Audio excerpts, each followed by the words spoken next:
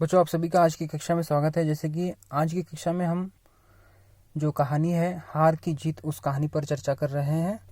जैसे कि कल की कक्षा में हमने इस कहानी को प्रारंभ किया था, जिसमें हमने जो एक खड़क सिंह डाकू है और एक जो बाबा हैं, उनके बीच किस प्रकार वार्तालाप होती है उसको हमने देखा था कि खड़क सिंह किस प्रकार उन बाबा के जो घोड़े को देखता है और उस डाकू के मन में जो घोड़े के प्रति जो आशा उत्पन्न होती है उसको हमने देखा था।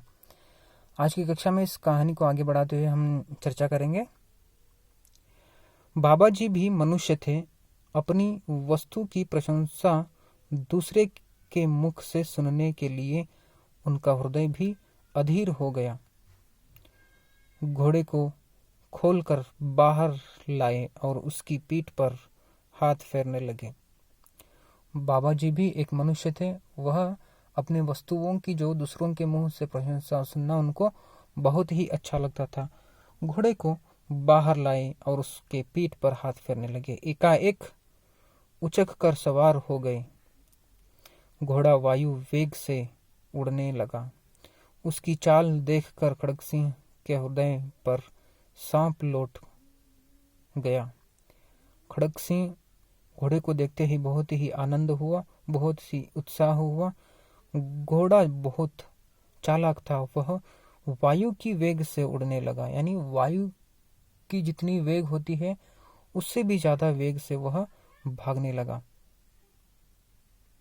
वह डाकू था और जो वस्तु उसे पसंद आ जाए उस पर अपना अधिकार समझता था। जाते जाते उसने कहा, बाबा जी, मैं यह घोड़ा आपके पास न रहने दूंगा। खड़ग सिंह कहने लगा उस घोड़े पर बैठकर, बाबा जी, यह घोड़ा मैं आपके पास नहीं रहने दूंगा, इस घोड़े को मैं ले जाऊंगा। इस प्रकार कहकर खड़ग सिंह कहने लगा। बाबा भारती डर गए। अब उन्हें रात को नींद नहीं आती थी। सारी रात अस्तबल की रखवाली में कटने लगी। प्रतिक्षण खड़ग सिंह का भय बना रहता, परंतु कई मास बीत गए और वह न आया। यहाँ तक कि बाबा भारती कुछ लापरवाह हो गए थे। बाबा भारती जो है हर रोज उनके मन में डर रहने लगा था। वह नहीं सोते थे, वह वैसे ही जागते थे कि खड़ग सिंह कब आएगा। इस भय में वह अपने घर पे वैसे ही जागते रहते थे।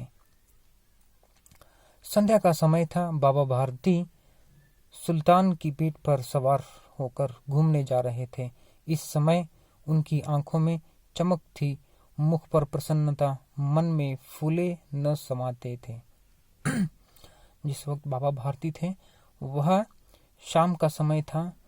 वह जो घोड़ा था सुल्तान, उसके पीठ पर सवार होकर वह शाम को बाहर निकले और मुख पर प्रसन्नता थी। बाबा भारती के मुख पर प्रसन्नता थी, मन में फूल न समाते थे, यानी खुश से बहुत ही आनंद हो गए थे बाबा भारती। सहसा एक ओर से आवाज आई, ओ बाबा, इस कंगले की भी बात सुनते जाना। दूर से आवाज आई कि ओ बाबा, इस कंगले की भी बात सुनते जाना। आवाज में करुणा थी। बाबा ने घोड़े को थाम लिया।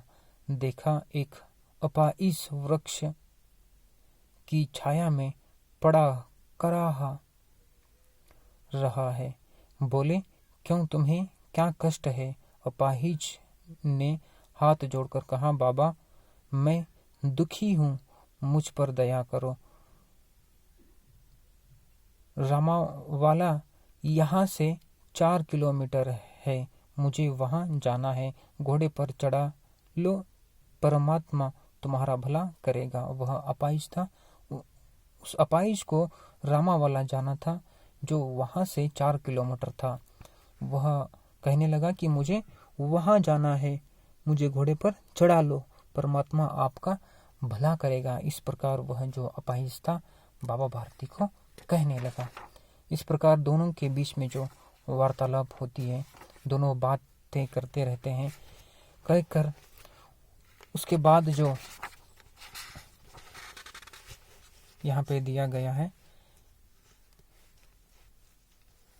कि वहाँ तुम्हारा कौन है?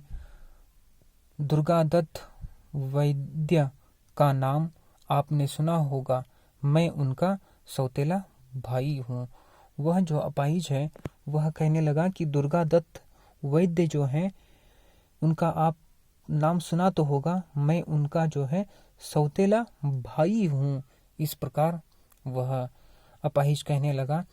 बाबा भारती ने घोड़े से उतर कर अपाहिज को घोड़े पर सवार किया और स्वयं उसकी लगाम पकड़कर धीरे धीरे चलने लगे। बाबा भारती जो है घोड़े से उतरे और अपाहिज को बिठाकर जो स्वयं उसकी लगाम पकड़कर धीरे धीरे बाबा भारती चलने लगे। सहसा उन्हें एक झटका सा लगा और लगाम हाथ से छूट गई। उनके आश्चर्य का ठिकाना न रहा। उन्होंने देखा कि अपाहिज घोड़े की पीठ पर तन कर बैठा है और घोड़े को दौड़ाए लिए जा रहा है। उनके मुख से भय, विस्मय और निराशा से चीख निकल गई। यह अपाहिज खड़ग सिंह डाकू था। वह जो अपाहिज था वह अपाहिज और कोई नहीं था, वह जो खड़ग सिंह डाकू था। इस प्रकार जो वह घोड़े पर जो बाबा भारती डाकू को बिठाकर ले जा रहे थे, तो अचानक से वह जो अपाहिज मनुष्य था वह घोड़े को भगाने लगता है। तो बाबा भारती देखते हैं कि वह और कोई नहीं है, वह खड़ग सिंह डाकू है। बाबा भारती कुछ देर चुप रहे और उसके पश्चात कुछ निश्चय करके पूरे बल से चिल्लाकर बोले, जरा ठहर जाओ। खड़ग सिंह ने घोड़ा रोक लिया और कहा, बाबा जी यह घोड़ा अब न दूंगा। बाबा जी जोर से चिल्लाकर कहने लगे, जरा ठहर जाओ, जरा ठहर जाओ। तब खड़ग सिंह ने कहा कि अब मैं नहीं ठहरूंगा, अब यह घोड़ा मैं आपको नहीं दूंगा। इस प्रकार खड़ग सिंह बाबा भारती को कहते हैं। कैसे? इस प्रकार इस कहानी में हम देख सकते हैं।